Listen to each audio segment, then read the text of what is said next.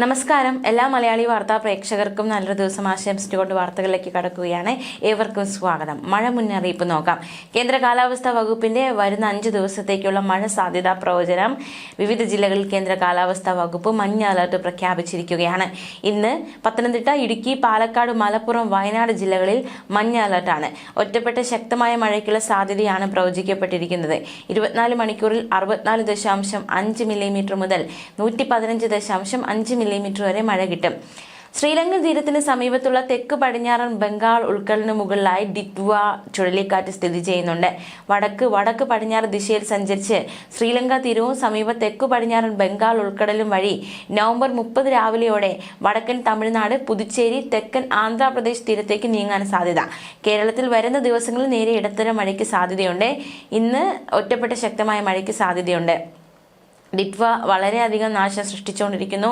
മരണസംഖ്യ ഉയരുന്ന സാഹചര്യമാണ് നിലവിലുള്ളത്. ശ്രീലങ്കയിൽ വലിയ നാശമാണ് ഡിറ്റ്വ ചുഴലിക്കാറ്റ് വിതയ്ക്കുന്നത്. പ്രളയത്തിലും ഉരുൾപൊട്ടലിലും കൊല്ലപ്പെട്ടവരുടെ എണ്ണം 60ആയി.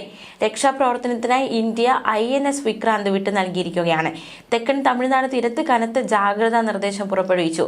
സംസ്ഥാനത്ത് 2 ദിവസം കൂടി മഴ തുടരുമെന്ന് കാലാവസ്ഥാ നിരീക്ഷണ കേന്ദ്രം അറിയിച്ചു. മാത്രമല്ല, ദുരന്തത്തിൽപ്പെട്ട് നിരവധി പേർ കാണാതായി. രാജ്യത്ത് കനത്ത മഴയിലും മണ്ണിടിച്ചിലും കനത്ത നാശനഷ്ടമുണ്ടായി എന്ന റിപ്പോർട്ടുകളും പുറത്തുവരുന്നുണ്ട്. ദുരന്തത്തിൽ മരിച്ചവർക്ക് അനുശോചനം അറിയിച്ച് പ്രധാനമന്ത്രി നരേന്ദ്രമോദി. ഓപ്പറേഷൻ സാഗർ ബന്ധുവിന്റെ ഭാഗമായി എല്ലാ സഹായങ്ങളും ഉറപ്പാക്കുമെന്നും പ്രധാനമന്ത്രി അറിയിച്ചു. ശ്രീലങ്കയ്ക്ക് വേണ്ടുന്ന എല്ലാ സഹായം നൽകുമെന്ന് ഇന്ത്യൻ പ്രധാനമന്ത്രി നരേന്ദ്രമോദി ഉറപ്പ് നൽകിയിരിക്കുകയാണ്. ഇന്ത്യ ശ്രീലങ്കയ്ക്ക് സഹായമായി ദുരിതാശ്വാസ സാമഗ്രികൾ അടക്കമുള്ള കപ്പൽ അയച്ചു. ശ്രീലങ്കയിലെ ഡിറ്റ്വ ചുഴലിക്കാറ്റ് ഇപ്പോഴും നാശം വിതയ്ക്കുകയാണെന്ന് റിപ്പോർട്ടുകൾ വ്യക്തമാക്കുന്നു. 12,313 കുടുംബങ്ങളിലെ 43,000-ലധികം പേരെ ബാധിച്ചതായി ദുരന്ത നിവാരണ ഉദ്യോഗസ്ഥർ വ്യക്തമാക്കി. ഇവരെ സ്കൂളുകളിലേക്കും ദുരിതാശ്വാസ ക്യാമ്പുകളിലേക്കും മാറ്റി.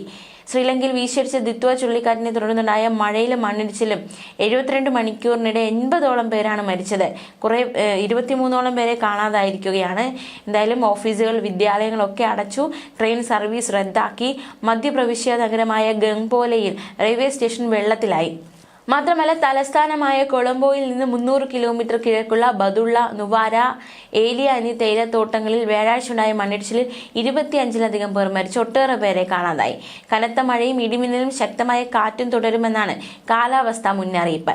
സഹായവുമായി ഇന്ത്യൻ കപ്പലുകൾ ശ്രീലങ്കൻ തീരത്ത് എത്തിയതായി പ്രധാനമന്ത്രി നരേന്ദ്രമോദി അറിയിച്ചു. ഓപ്പറേഷൻ സാഗർ ബന്ധു എന്ന ദൗത്യത്തിൽ ദുരിതാശ്വാസ സാമഗ്രികളാണ് എത്തിച്ചിരിക്കുന്നതെന്ന് വിദേശകാര്യമന്ത്രി S ജയശങ്കർ അറിയിച്ചു. രക്ഷാപ്രവർത്തനത്തിനായി വിമാനവാഹിനി കപ്പൽ INS വിക്രാന്തും രംഗത്തുണ്ട്. ദുരന്തത്തിൽ പ്രധാനമന്ത്രി അനുശോചനം അറിയിക്കുകയും ചെയ്തു. എന്തായാലും ചുഴറ്റി അടിക്കുകയാണ് കാറ്റ്. വലിയ രീതിയിലുള്ള നാശങ്ങൾ ഉണ്ടാക്കുകയാണ്. ന്യൂസ് ഡെസ്ക് മലയാളി വാർത്ത.